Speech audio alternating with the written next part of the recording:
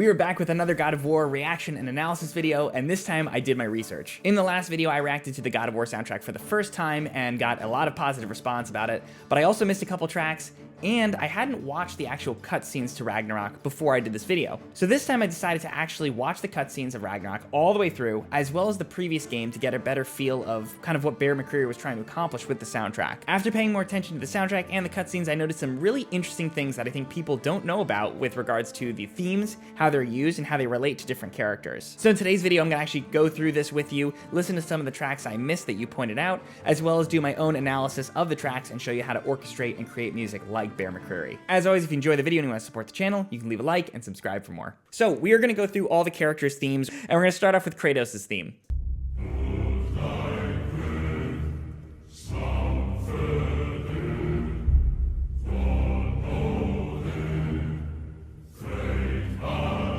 Here's the main theme.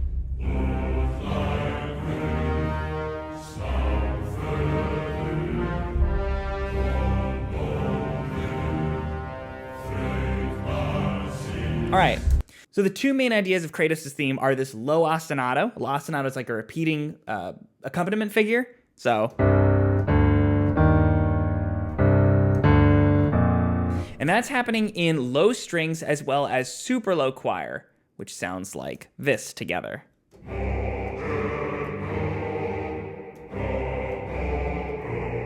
Super low and bassy sounding. And the thematic figure that we have going on is this.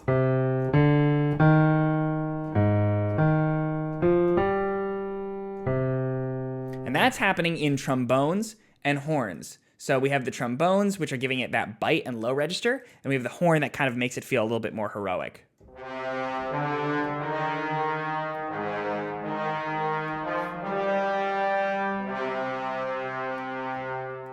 The last thing that we have is some percussion that's just hitting the downbeats. For the percussion, I'm going to actually be using some sub-hits, which are like these low booms. And I'm also using just a bass drum. This bass drum is from a Nordic VST called Groth. The creators of Groth Wavelet Audio actually gave me this VST for free, so I could showcase it in this video, and it has some great kind of Nordic percussion. So we'd be doing bum, bum, bum, bum, bum, bum. So if I'm recording that all together,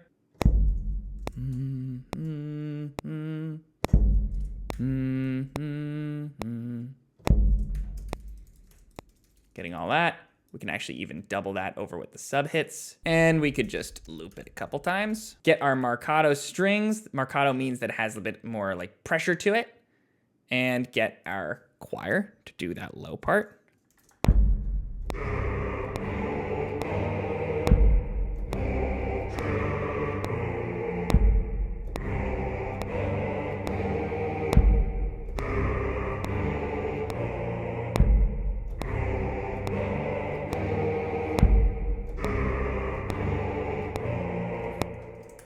And then lastly, we're gonna get the horns. You see, and it's actually not that complicated as a theme, which makes him feel kind of primal in a way, because it's not overly complex.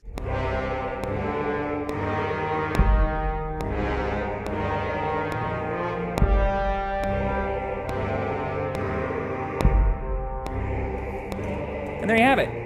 Not that complex, actually, to do Kratos' theme. The lack of complexity is what makes it memorable, too, in a way, is when you're working with simple themes, it makes it more memorable. Also, I want you to pay attention to the actual theme itself. These notes are really important, and I think this plays into other characters' themes as it goes on. So you notice this shape, da-da-dum-bum, and then we have ba-da-dum-bum, same shape. Now, if you pay attention to this, it's going to play into these other characters' themes, which we're going to move on to next. So let's go over to Atreus' theme. Atreus is Kratos' son, and his theme sounds like this.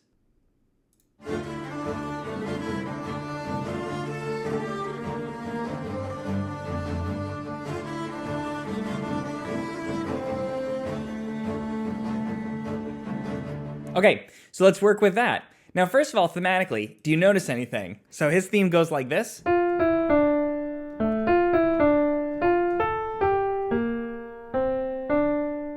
Okay, if we pull that down to the same key as Kratos' theme,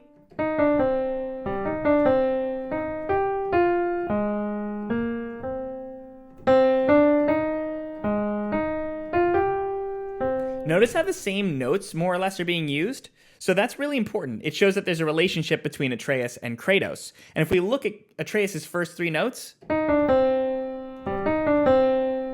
it's the reverse direction of Kratos' theme. Now, it's not directly reverse, obviously, the whole thing through, and it shouldn't be because the characters aren't completely different. They're somewhat similar. But using the same kind of... it gives them a connected relationship. Now, tempo-wise, it's a lot faster, and that's because Atreus is younger, so he's got more energy to him in a way. Now, Atreus' groove kind of happens in a lower register like Kratos', but it happens with these cellos, kind of doing these open fifths.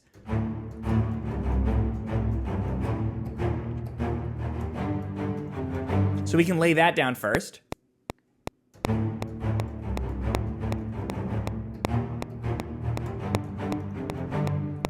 And that actually mostly loops, so we can even just loop that as well. You also get some dulcimers, which kind of help add to that Nordic feel. So we would use some dulcimers. I'm using some of my custom ones here. And I usually just like to have them plunk out in like 1/8 notes. So we would have them do something like this.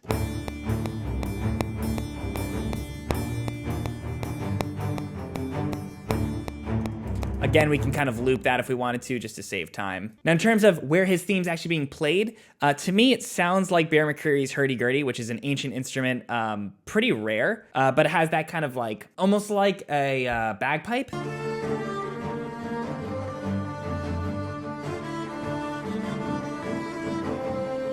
But it has the bowed sound to it. Unfortunately, I don't have a hurdy-gurdy, but I have something kind of close. I have what's called a Uillean pipe, which is a Celtic instrument that sounds like a bagpipe a bit. So the Uillean pipe sounds like this. I tuned it down again so that it could match the actual key. It's not exactly perfect, but it's pretty close.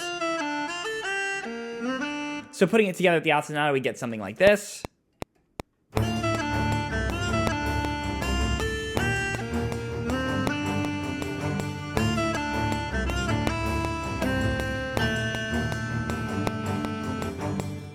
Okay, not perfect. What we could do is kind of try and sub it out with other stuff. We want it to sound more real. So maybe we would add in like some kind of a string instrument. We could just even do just normal strings just to kind of accompany it. And that might kind of mask it a bit.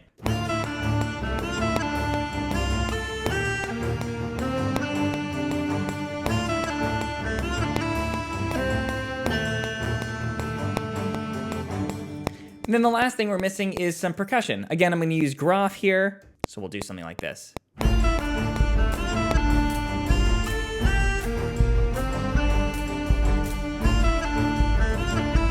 We can loop that, and let's get one more in between.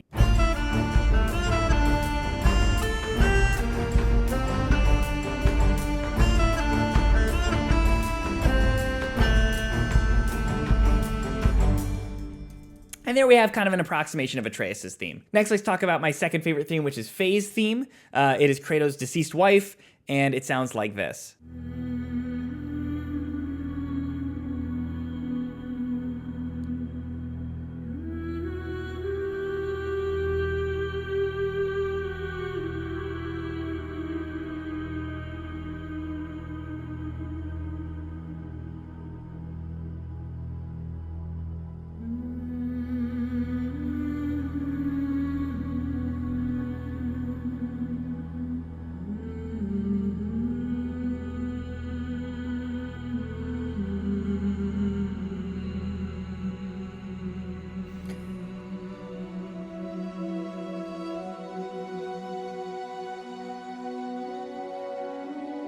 I always have a very hard time stopping that one because it's so beautiful. It's very drawn out, very somber, and it has a bit of mysticism to it, in my opinion. So we have this kind of...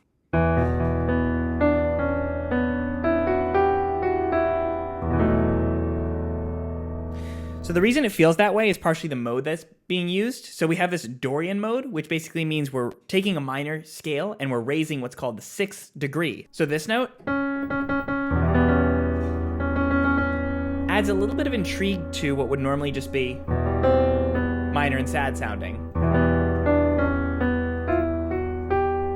And then we have this leading tone, which is basically, if we have the 1, which is the root of the key, the leading tone is a half step down. So it makes it feel like it's it's got some tension to it, like it needs to resolve. Anyway, let's talk about how we'd actually execute this. Again, very simple, plain spoken. We basically just have a big pad going on that's in strings, kind of in the low register. Probably also some ambient pads happening as well. So if I was doing that, I'd probably be doing some sort of a pad to be set. So you could find a pad that you liked. I'm just finding one by default that seems like a decent enough fit. I would double this with low strings.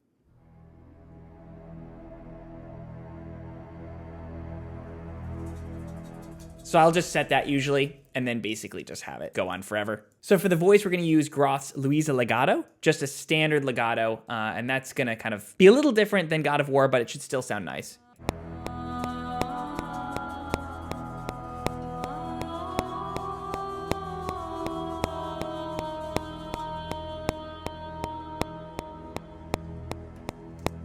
Nice. This can actually be a little slower, I think. And what I'm gonna do is I remember something cool that Bear did that I'm gonna do. I'm going to actually use, in fact, let's use mutes because mutes have a nice suppressed sound in the strings. And I'm gonna just have a little chord come out right at the end, just to push out that leading tone right here.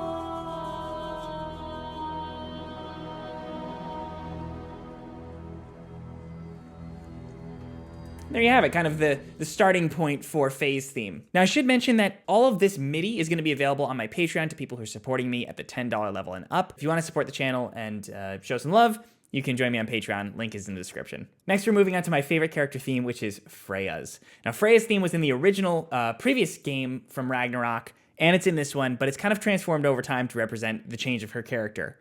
Her character has become someone who's been through lots of pain, sorrow, also just inner conflict on whether or not she should forgive or kill Kratos. And so the theme reflects that in terms of the way the harmony moves. So here is the theme, the one that we're going to imitate.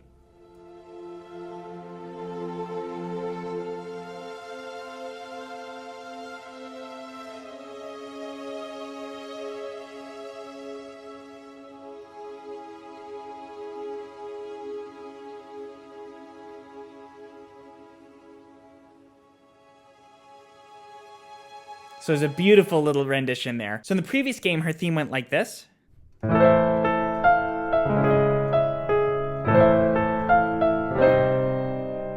little darker actually in some ways, but also kind of windy and mystical. And in this one we have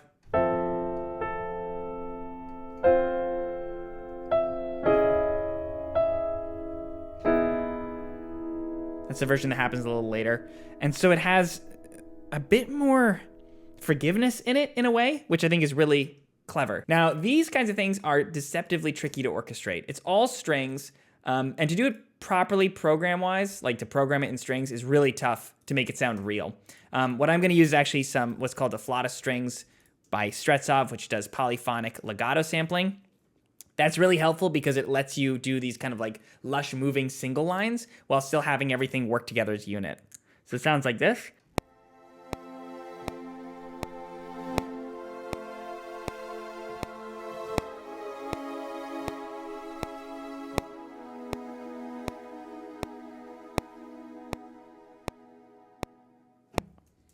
So that works for me. Now what I like to do, I like to actually double that top line with an individual line. It helps because it makes it sound more realistic.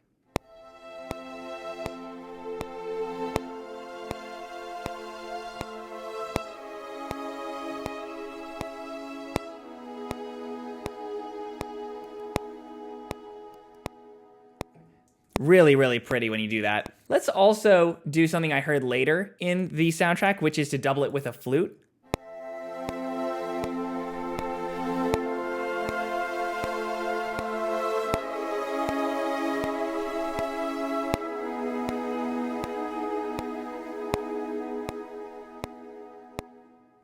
Really, really pretty. Also, the use of flute is something I notice happens with female characters, which is going to lead me into my next character theme, which is Angrboda.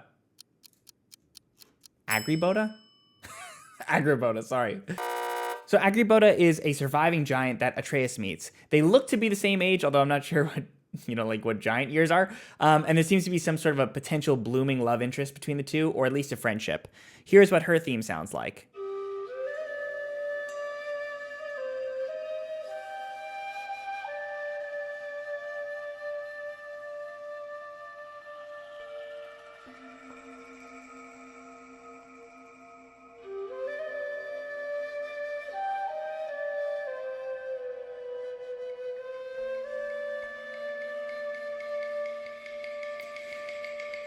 Now, kind of interesting. You notice it's flute dominant, so we have this flute playing.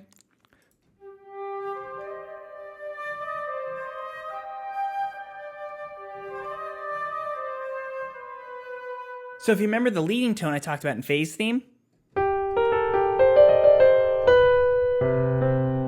same thing with Angrboda's theme. So why does Bear do this? I think Bear likes to use the leading tone as a way to represent sort of yearning, something longing and pulling you in. And it has that kind of a sound to it. Not necessarily sinister all the time, just sometimes feeling like it's wanting to pull you somewhere, because that's what the leading tone does. So if we did Angrboda's theme, it would be kind of similar to Faye's theme in the sense that we'd be using pads again, and it's going to be very free sounding. So I'd be using this pad. Basically just having that loop, because sometimes that's easier than programming and holding a note the whole time. And mostly just having the flute.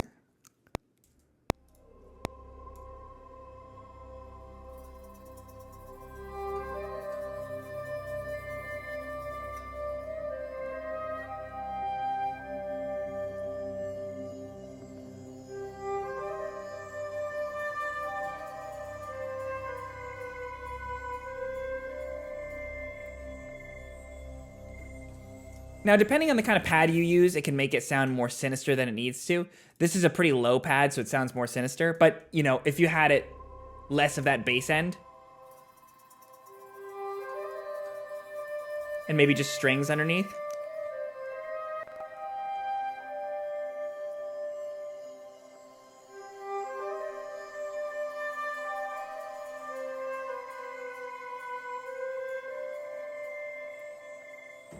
Maybe it feels less sinister and it feels more intriguing. So, that's the idea. Next, we're moving to the Giants theme. Now, this is a theme that was existent in the previous God of War, and it's a really awesome theme, and it's very significant because it represents the past. So here's what it sounds like.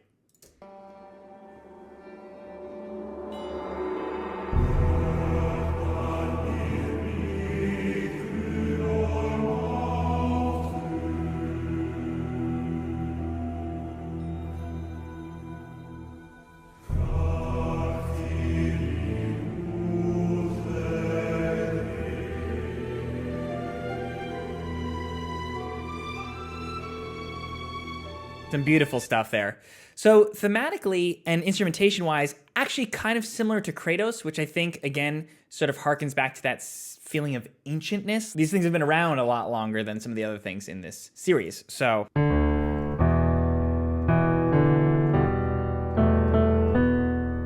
open fifths always kind of feel that way. And the instrumentation, much like Kratos' theme, is actually going to be sustained strings along with bass, essentially bass choir vocals.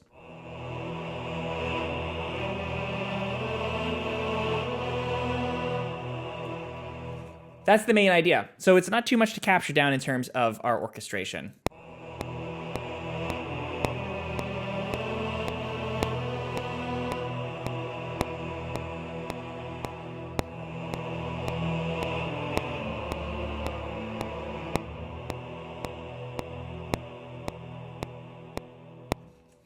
Now, like before, I was showing you, if I have something where I'm doing like a pad like this, sometimes it can be nice to just double something. That way you actually have a bit of a legato line on the top.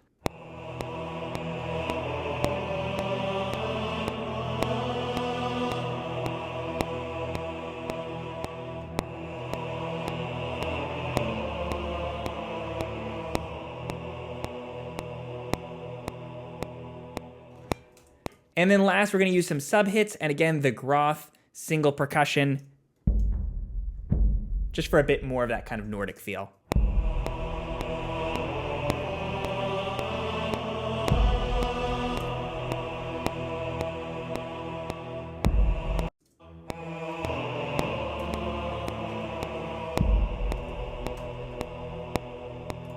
Okay.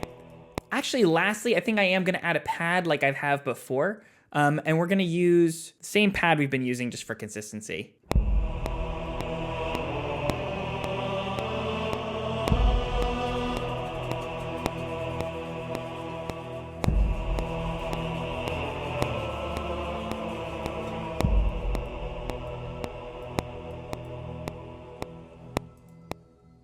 All right, moving right along. Next, let's talk about Thor/Odin's theme. Why am I putting them together? Well, Thor doesn't really have his own theme. He has kind of a motive that happens in Thor's hammer, which we'll talk about. But his theme is mostly Odin's theme, the way I interpret it, or the Allfather's theme. And the reason I think is because Thor doesn't really have an identity for the most part of the game outside of what Odin tells him to do. So in a way, Thor isn't really an independent entity. He's just a vessel for Odin.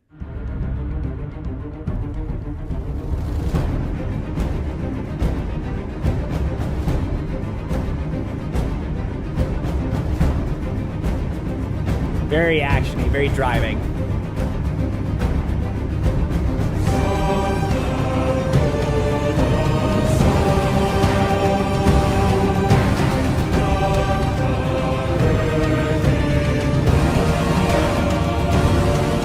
Alright. So that theme there is what I interpret as Odin's theme, or the Allfather's theme.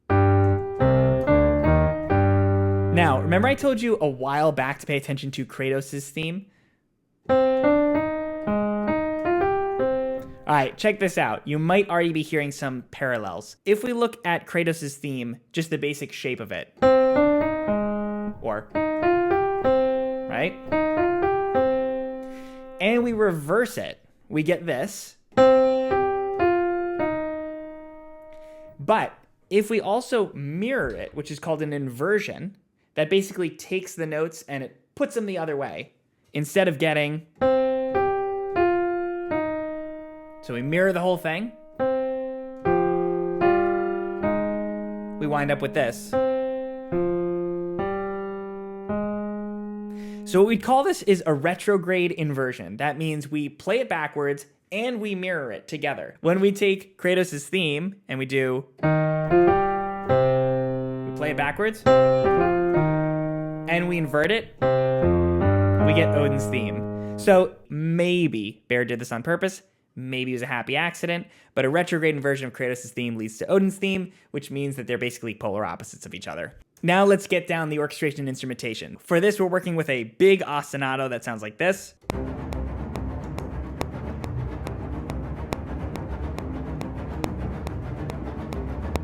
Now we're gonna get some percussion going underneath, and let's actually even have some taiko rolls.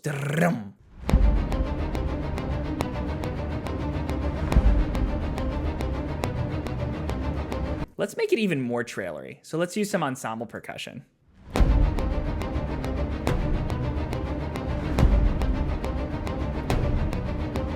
And remember I talked about the dulcimers. I like to have dulcimers come in as well.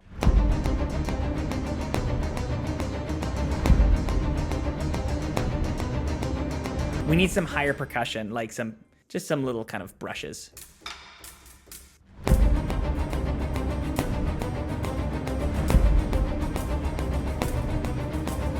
Again, all just doing eighth note triplets. And let's, for the ending, we want actually to move up, da da da da da da da, because it's gonna change chords. Now let's get my favorite part, which is going to be the choir. And let's have it do syllables, because that's what it does in the original, and it's cooler that way.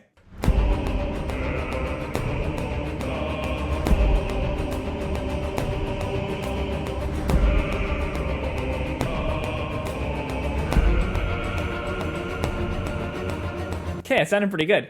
Okay, lastly, we're gonna get some brass. We're gonna use trombones, bass trombone, and we're gonna use a 12 French horn patch all together because we need some power here.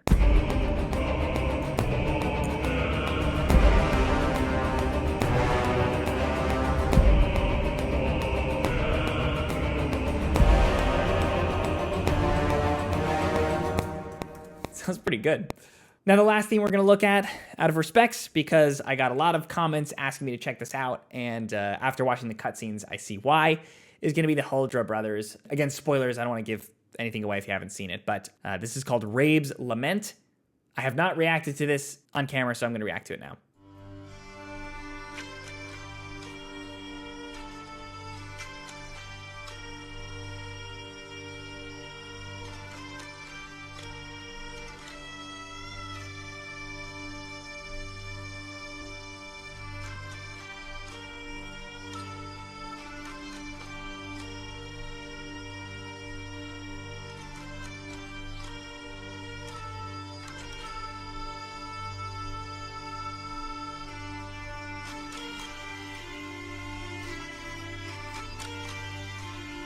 The way it layers in is so beautiful.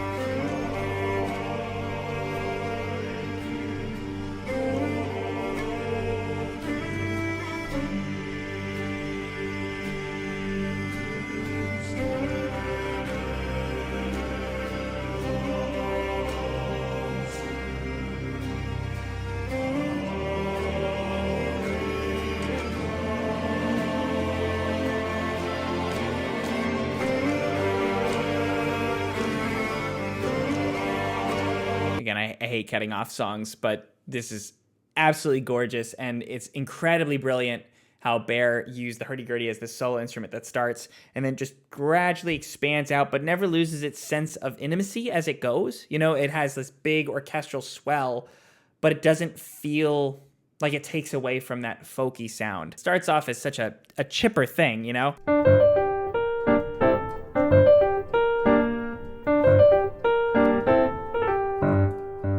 And then to become what it becomes is heartbreaking. So Bear starts off by setting up the hurdy-gurdy. I'm using, again, a Uilleann pipe for reference here.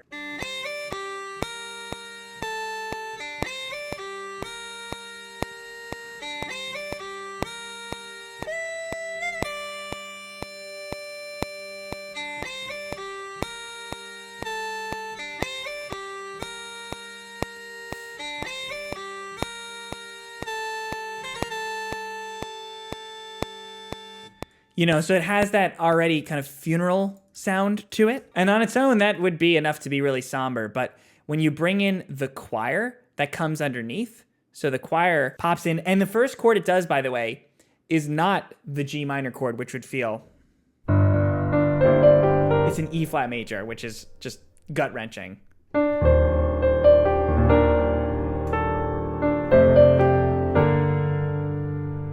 So it already, man, it just like lays it thick, you know?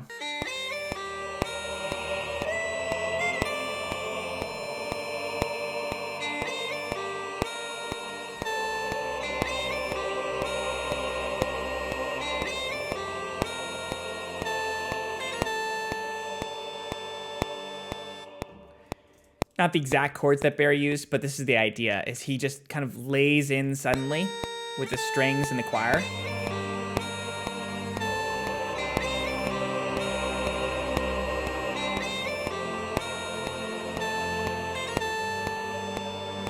So when that choir and strings come in, you feel the weight of the full ensemble. There's also a low solo fiddle that comes in as well.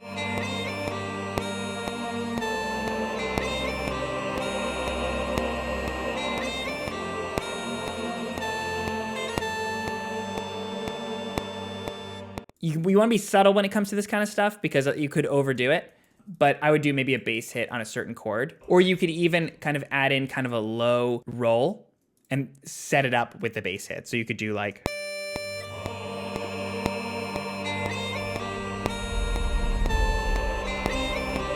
Gives it that real emphatic, dramatic feeling to it. I can't say it enough. I think this is a masterpiece soundtrack. It's really incredible. Might be controversial to say. I think that this is even better than his first God of War soundtrack. I think Bear did an incredible job, shows a lot of maturity through him as a composer from the first one, which is already incredible. But the way he develops the themes is really fantastic, and I hope you enjoyed seeing how I actually analyze and then mock up those actual themes. I do this pretty regularly on the channel, so you can check out other videos if you want, and the MIDI is available on Patreon if you want to support me, or if you want to support me another way, you can just buy me a coffee, because these videos are a fair amount of work. But I really appreciate all the support you've given me on this channel. So thanks so much for watching, and I'll see you in the next video.